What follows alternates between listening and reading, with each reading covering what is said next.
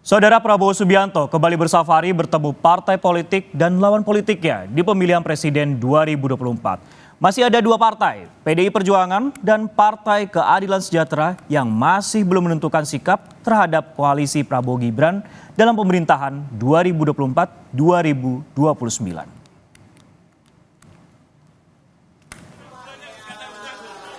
Sudah 2 dari 4 partai lawan politik Prabowo Subianto Gibran Rakabuming Raka yang didekati Prabowo. Prabowo mendekati keduanya sejak unggul dalam hitung cepat hingga penetapan Komisi Pemilihan Umum terhadap Presiden dan Wakil Presiden terpilih. Kamis petang kemarin, Prabowo mengundang Ketua Umum Partai Nasdem, Surya Paloh, ke kediamannya di Kertanegara, Kebayoran Baru. Setelah lebih dari 1 jam pembicaraan tertutup, Surya sepakat bergabung dengan Prabowo Gibran. Pertemuan yang efektif, yang produktif, kita sepakat bahwa kita akan kerjasama untuk sebesar-besarnya kepentingan rakyat Indonesia. Semua kekuatan yang bisa bergabung untuk bekerja untuk rakyat, memberi suatu pemerintahan yang kuat dan efektif. Apa saya katakan, Nasdem hari ini menyatakan, kembali menegaskan, bukan hanya yang pertama, mendukung pemerintahan baru di bawah kepemimpinan Bapak Prabowo Subianto dan Mas Gibran. Pertemuan Prabowo Surya Kamis kemarin adalah yang kedua setelah yang pertama pada Maret lalu. Prabowo datang ke kantor Nasdem Tower di Menteng. Prabowo mengajak Surya bergabung ke pemerintahannya. Dan pada Rabu, setelah penetapannya sebagai presiden terpilih, Prabowo menemui Muhaimin Iskandar, Ketua Umum Partai Kebangkitan Bangsa atau PKB, yang juga cawapres pendamping Anies Baswedan di Pilpres 2024. Prabowo juga mengajak Muhaimin bergabung di pemerintahannya. Rangkulan Prabowo terhadap lawan politiknya ini dipandang koalisinya di Pilpres sebagai langkah yang bagus untuk menguatkan kerja pemerintah meski posisinya sebagai oposisi.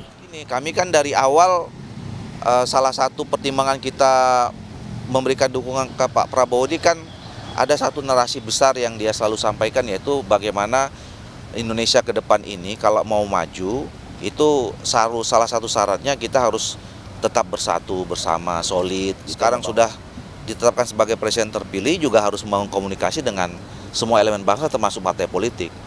Nah, cuman ada hal yang berbeda ya. Saya kira komunikasi politik itu menjadi mutlak, penting ya dilakukan gitu. Tapi apakah kemudian itu dapat disimpulkan bergabung dengan pemerintahan, itu belum tentu. Tergantung si partai politiknya masing-masing.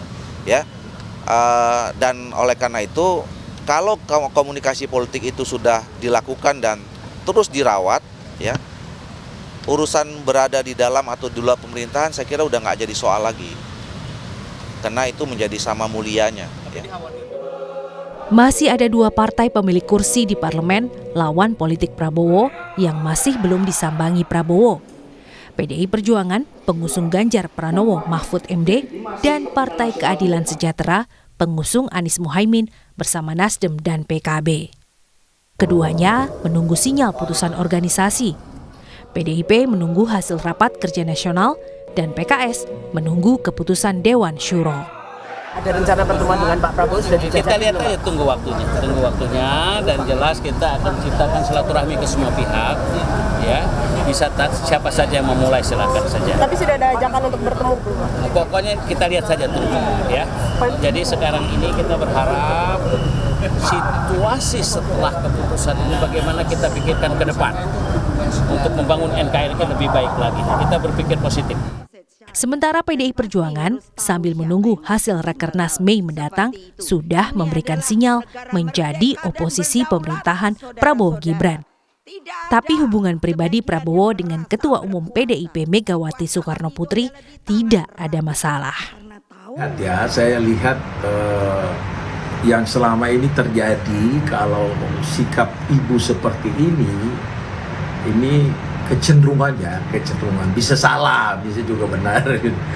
Kecenderungan kita ada di luar pemerintahan. Cara pribadi saya kira Ibu Mega dengan Pak Prabowo itu bersahabat dengan baik, ya, berteman baik. Tapi kan harus bisa dibedakan mana urusan pribadi, pertemanan, dan urusan organisasi dan kenegaraan. Juga kita harus juga pertimbangkan Pak Prabowo dan koalisi yang besar sekali. Mereka sudah berjuang dengan susah payah dari awal, lalu di ujung kita bergabung di sana, itu juga bisa mengganggu konsentrasi koalisi dan kesepakatan. Bila PDIP yang memiliki 110 kursi dan PKS yang punya 53 kursi memutuskan tetap di oposisi, maka politik Indonesia tetap berada dalam sistem keberimbangan. Keputusan menjadi oposisi ini diapresiasi Wakil Presiden ke-10 dan 12 RI, Yusuf Kala. Karena pemerintah perlu kekuatan pengoreksi dan pengkritik kebijakan di parlemen.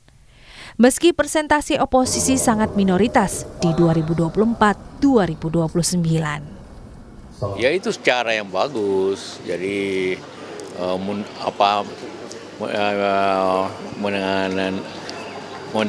menuju ke kebersamaan, persatuan yang baik bangsa ini. Karena bangsa ini kan terlalu besar untuk ditangani sendiri, dan tapi bagaimana perlu juga ada posisi supaya ada mengoreksi. Tapi perlu juga pemahaman. Seperti saya katakan, politik memang semua masalah.